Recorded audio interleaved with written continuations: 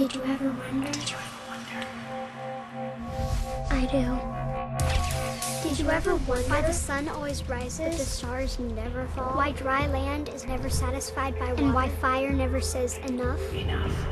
The wonder of the practical application, really, of how God uses these four rivers of Eden in our lives to flow out living water.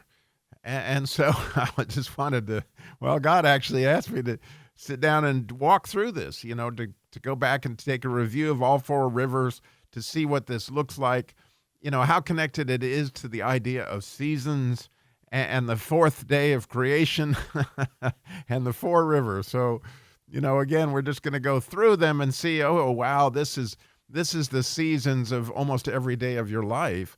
That starts out with the Pishon, right? Which is the river of spring. It's the blossoming of love. It's the adventure of discovery and the hopes of what you'll find, right? And every morning, I hope you're like that, where you hop into God's lap and you begin to study his word. Whatever that looks like for you, it starts out with this hope of what I may find today and this idea of young love, right? Where you're just infatuated and every day I'm hoping starts out like that for you. And then for you to, what flows out of that season, right, is that's what flows into you.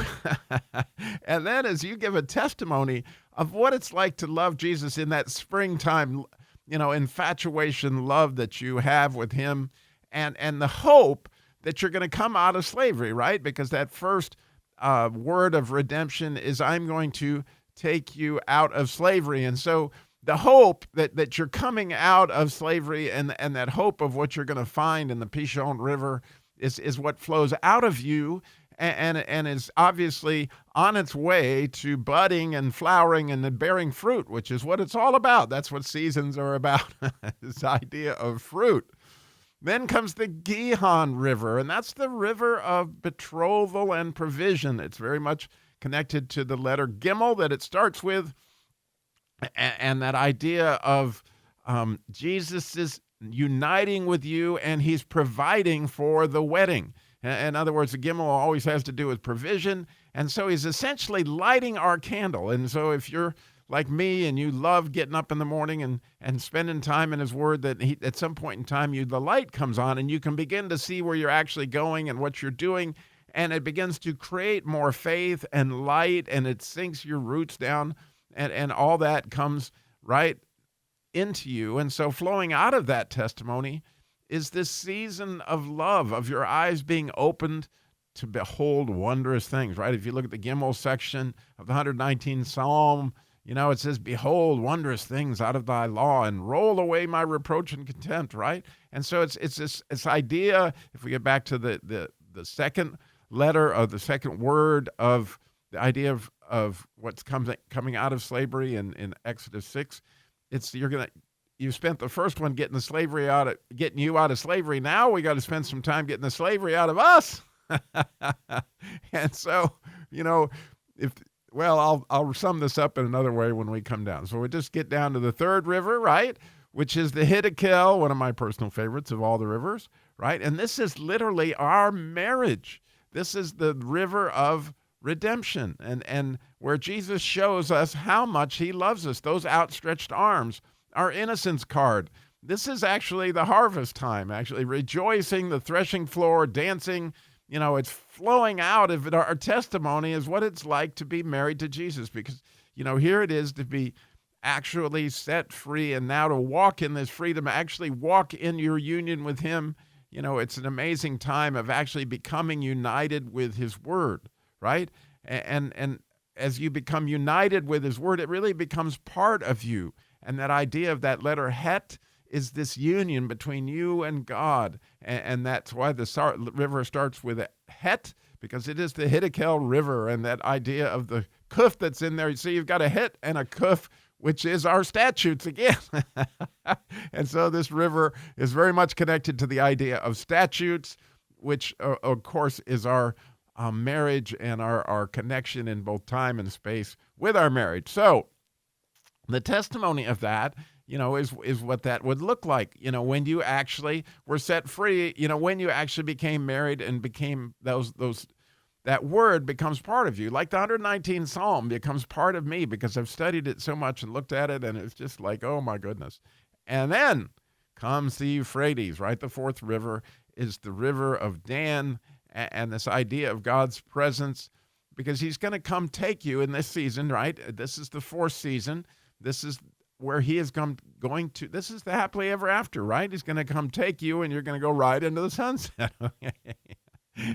And, what did this look like when you actually came into repentance? The whole the thing that is going to be made right. And there's the idea of the Euphrates River, is this idea of rectification, this idea of making things right, or that how you're going to make things right now that you've been taken out of slavery, now that you've been set free from that slavery, now that you've been forgiven for the things and become united with God. Now, how are you going to make all that stuff right is the Euphrates River, and how does that flow out of you? So to illustrate all this practically, okay, what does this look like in a story when I think about my story of how God set me free from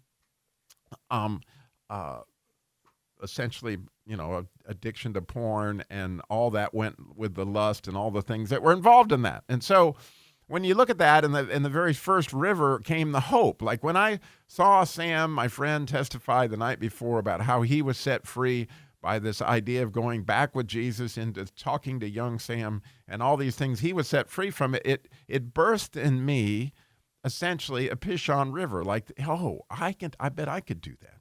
Oh, that would be wonderful. And I began the hope began to happen, and the springtime began to blossom, and those things began to happen, so that I could see that, oh, he really was going to take me out of slavery. I never thought I could get out of slavery to those kind of things because I'd tried so many times. But that hope was birthed in me, and that began the process, okay?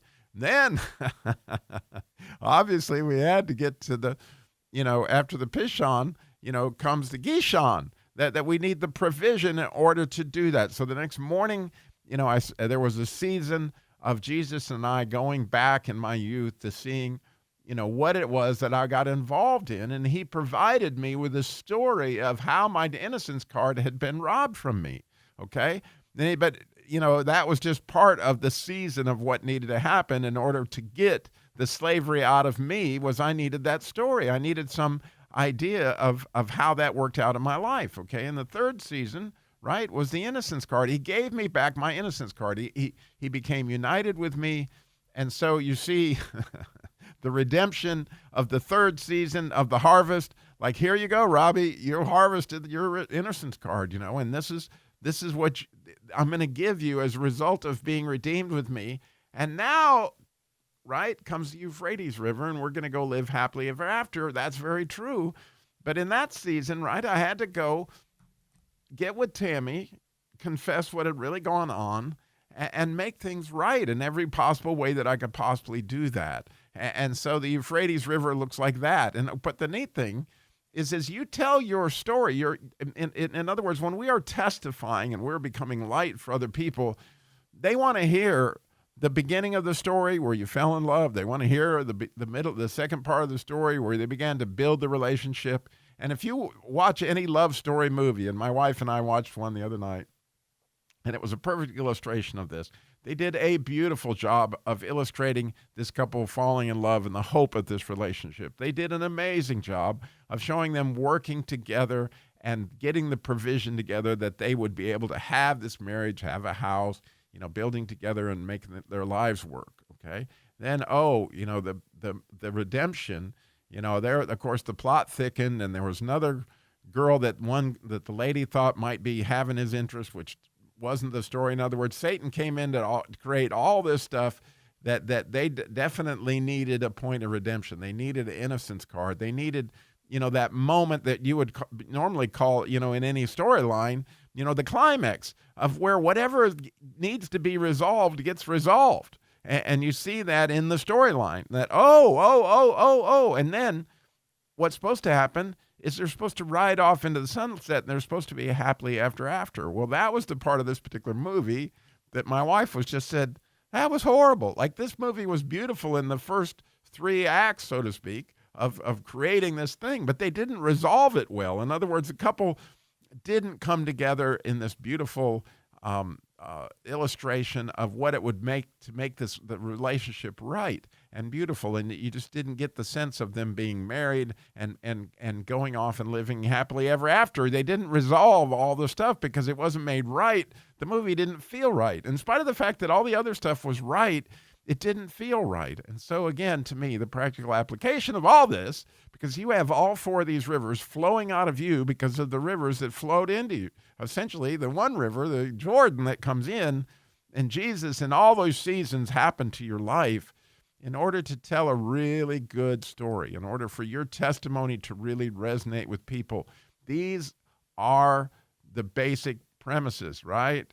And it comes through the 4 languages of redemption. It comes through the 4 seasons, and it comes through these 4 rivers. And it's not, again, a coincidence that God made seasons on the 4th day of creation, okay? The number 4, the fact that you got 40 days of fasting, or you got 40 weeks before a baby's born, all that, those 40s, 400 years of silence, it's all very, very much connected, okay? And don't be surprised that the letter Mem is the number 40.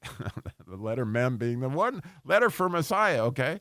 That the idea of all this is when we tell our stories that we include these 4 seasons of the story, right? Essentially the springtime and the summer and the fall and the harvest, and then essentially how did we ride off into the sunset?